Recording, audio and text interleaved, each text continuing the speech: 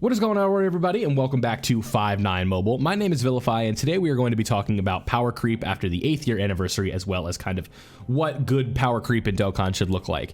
Now, if any of you watching are unfamiliar with the term for power creep basically means the steady evolution of the overall quality of units, the overall quality, difficulty of events, and everything in between time periods within the game.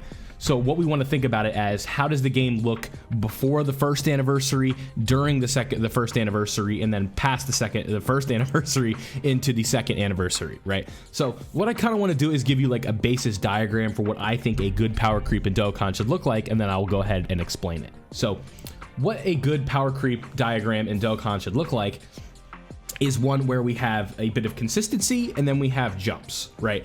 So let's just think about it from the start. We have a basic kind of flat line for the first year, like the beginning of the game. So this is like how it would look at launch, it kind of just a flat line, and then it's like consistent, right? And then we have like the first Dokkan Fest. So think about STR Broly, the first one, and that's like a big jump, right? So this Broly is the best unit in the game. This is where we are at with Broly.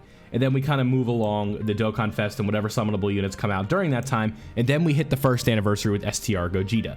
Now this guy was far and away the best unit in the game's history at the time, so what we have to account for is a big jump. With his leader skill and stuff like that, it just is a much more significant jump than what we saw with STR Broly, right? So STR Gogeta is just far and away the best unit in the game, and this is kind of the trend that we see until we get all the way up to the 8th anniversary, where it tapers off after the anniversary, and then maybe we see like a worldwide download celebration, then it jumps a little bit, and then we taper it off again, and then we hit another anniversary, and then so on and so forth. So it's just like this steady cycle of little increase, big increase, little increase, big increase, right? So it's just, this is consistently how it's supposed to look, where we just always are going to have these big jumps and then the taper off points where it stays kind of consistent and then it jumps again.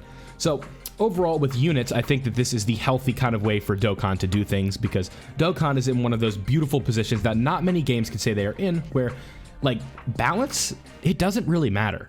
Because it's a PvE game, there are no competitive modes, we don't have Dokkan tournaments held in events, we don't have people playing the game for money.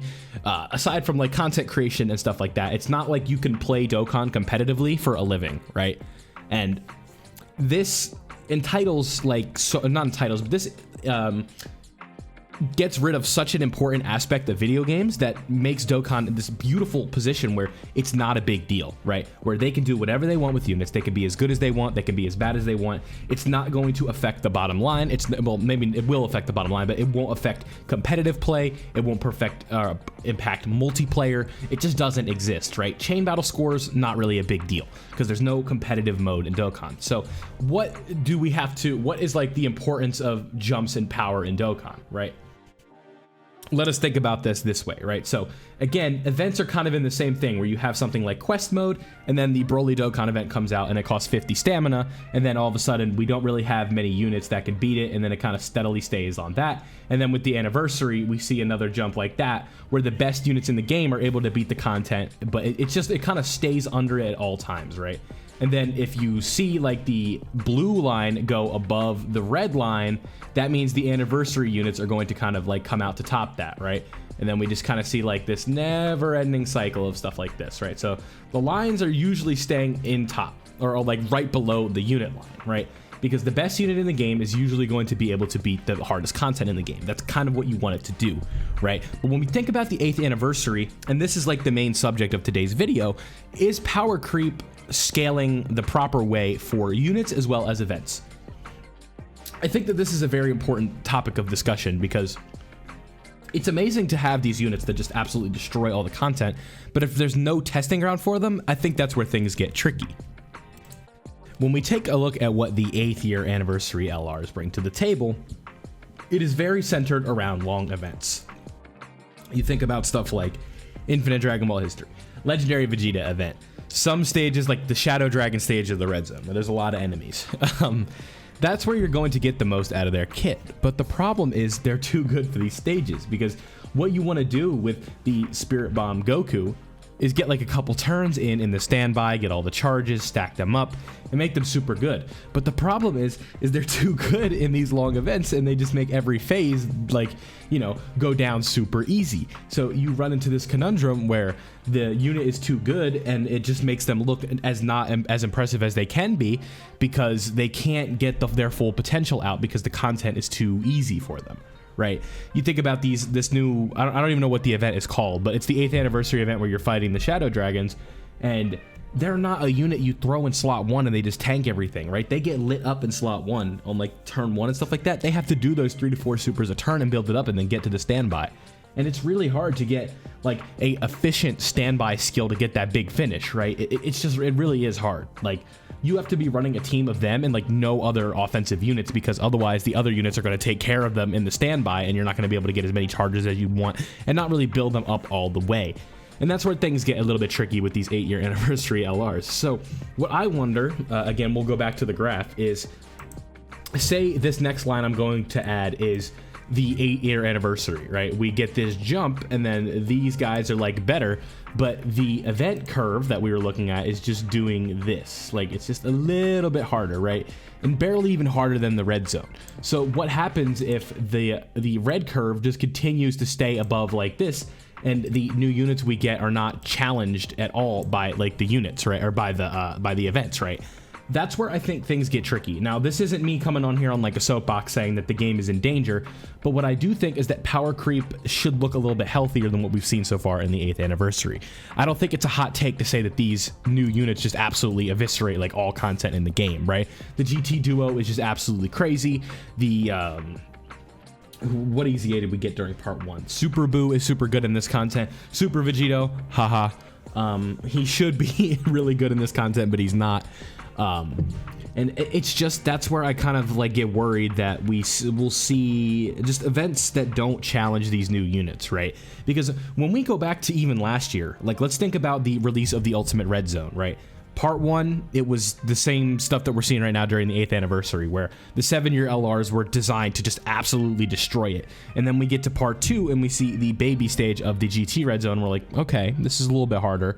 And then we get, you know, part 3 stuff where we get Omega and we get Broly. And Broly is like a really good testing ground, because the 7-year anniversary LRs will look really good in there, but they can also get caught by that AoE. They can get caught turn 3 when we go into the tech phase of Broly, and that super hits really hard.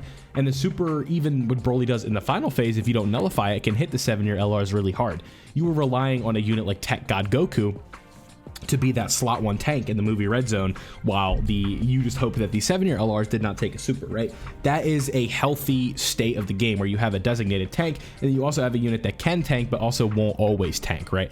And the events are difficult. You only get 3 attempts per day, and that way it kind of like extends the life cycle of it, where you're not just getting 20 attempts on the first night and then you beat it and then there's nothing to do for 3 weeks, right? I think that is kind of where I like the game to be at. I'm not saying I like the 3 attempts per day, maybe 5, maybe 7. I think that's better, but I also do understand that people like to just test units and events and stuff like that, so I do get the perspective that you don't want the daily attempts. But I think if we're just talking about like a healthy power creep, a healthy state of the game, I think that is a good way to go about it. It's not like the be-all end-all to stuff like that. But let's also look back to the 6-year anniversary, where we had the God event, where God UI Goku and Evolution Blue Vegeta could absolutely decimate it. But also, they could get caught. You get hit with the wrong super, you don't dodge a super attack, Vegeta doesn't have his damage reduction fully built up, you can get caught. And that's where it's a very healthy balance in between the event difficulty as well as the unit quality.